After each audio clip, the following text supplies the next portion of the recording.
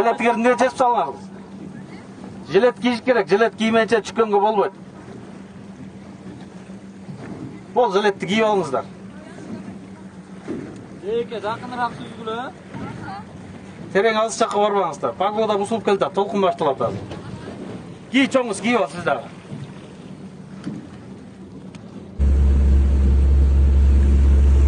Урматтуу Ысыктау районунун тургундары жана меймандары, урматтуу эс алуучулар.